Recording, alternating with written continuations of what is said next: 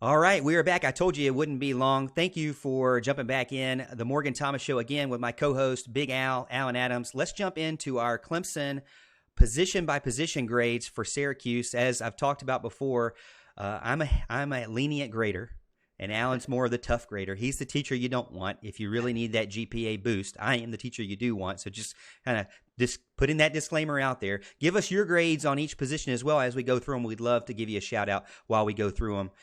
Alan, tell me about quarterback. Obviously, Trevor Lawrence. What do you give him after the Syracuse game? Quarterback, man. I mean, Lawrence had a good game for the most part. I mean, he had 395 yards, which I believe is a career high for him. Did he look great doing it? Not really. I mean, we talked about the couple interceptions that he had. And again, one of his biggest plays, as a matter of fact, of the night was, of course, Amari Rodgers when he threw a short pass that should have been stopped for, a third down and punt. But he took it, 87 yards or something like that, I think it was. I mean, it was a long run. Obviously, those all count on the stat sheet, and we'll take them every time.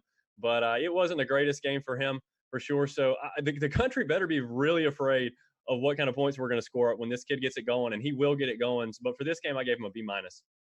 See, you're always doing these B minuses. That's right. I just want to give you a round B. All right, so I'm giving him a B coming out of the Syracuse game. Still, throwing some interceptions, doesn't look good on the stat sheet. But I think true Clemson fans know there's a little more to that than just him making mistakes. Some, just trying to throw it out of bounds and doesn't get it out of bounds. Some, the wide receivers don't go the right route. So I'm not really worried about Trevor, as I said before. But again, a career high, 395 yards. I feel like Trevor would have thrown for more than that.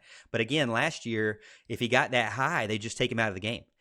So that's typically what Dabo Swinney would do. But again, 3 passing touchdowns, 1 rushing touchdown. You can't really – any team in the nation would want that. So let's not beat Trevor up too much about the interceptions. We know they're going to work out the kinks. What do you got for running back? Running back. Well, heck, Syracuse did a really good job, actually, of keeping the running backs in check. I mean, we expected, Etienne to kind of explode for some yardage, and after what we've seen from Lynn J. Dixon, we expected the same thing. They did a good job with both of those, I thought. As a matter of fact, I gave them a B- for the game because, and really, they only got that high because Malusi broke that big one near the end of the game, broke the tackle up the middle and then just took off into the house. But, they didn't have their greatest night. Again, it was not a Heisman campaign type night for Travis Etienne, trying to get back on track after the A&M game. But, maybe he'll get back on track. We know what he's capable of. We know he has those explosive plays. I mean, he can have a couple of back-to-back big games in a hurry, so maybe he can get back in the conversation. A lot of people agreeing with the B's for Trevor in the comments over on YouTube. I gave the running backs a B. 221 yards rushing. True freshman.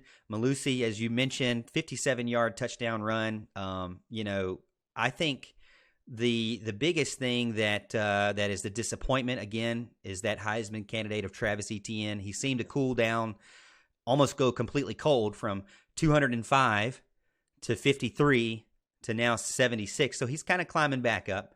So definitely lost some momentum there, but I want him to – I see him kind of progressing back. This team's going to be way different in the championship phase, especially from quarterback and running back position, I think in a good way. What do you think about the wide receiver position?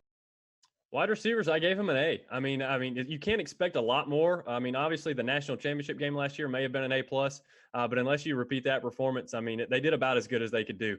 They did a great job making plays. Higgins was open all night, had a lot of yardage. Ross had a big play. We talked about Amari Rodgers kind of tight roping the sideline, 87-yard touchdown.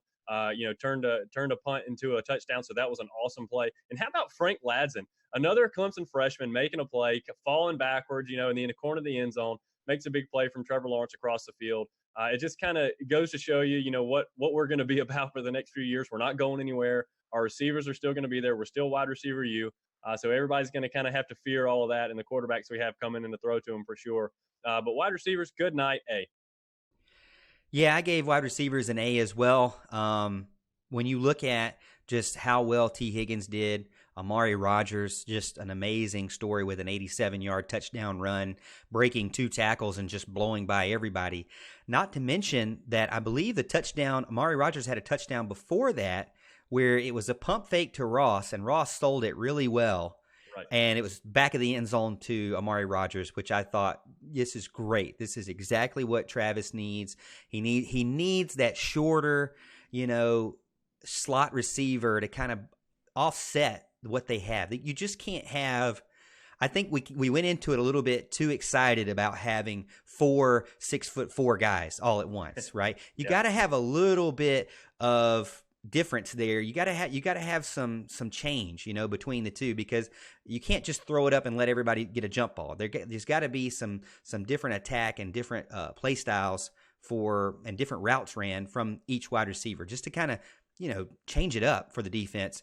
For tight ends, I really had to go back and rewatch the game and the highlights twice because didn't see much. They didn't have any receptions.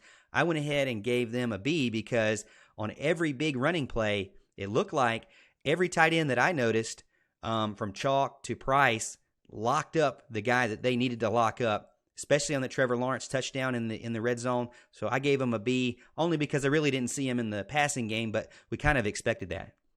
Yeah, absolutely. It's kind of the same old, same old. I gave him a B minus. I thought they did a pretty good job in pass protection, but overall they were kind of non-existent in the passing game, as they have been. Davis Allen did a pretty good job. He had a catch. Again, good job protecting Trevor Lawrence, and they were a penalty away. From kind of getting their highest grade of the season for me. They had Trevor had the pump fake and to Chalk over the middle for the touchdown. They got brought back. I can't remember why that one got brought back. Probably a hold or something. But he hit Chalk over the middle in the end zone for 6, and of course it got brought back. And I was going to grade them an A just for that, just to kind of show they were there and that they were going to be a force. But I really think Davis Allen is going to be a much better player as the season progresses. I think he's going to get a lot more touches, and he's going to be a big asset to this team for sure. But a B minus, not a bad day for the tight ends. I know that. I think that was Gage Cervenka. I want to say he got a holding call, and I remember being like, come on, Gage, PlayStation gave you a 99 overall. What are you doing holding? At the beginning of the season, they gave him that. I'm like, what? Okay. But offensive line, talking about the offensive line now, Trevor Lawrence only hurried 3 times and no sacks given up and over 600 yards gained. I gave the big boys an A on the offensive line because can't really ask for more than that. Yeah, I gave them an A minus. Like we talked about, they didn't really open up the holes that we're kind of used to. I mean, we're expecting Travis Etienne to run wild on these guys and Lin as well, and that just didn't happen. Syracuse may have sold out to stop that, and that's fine.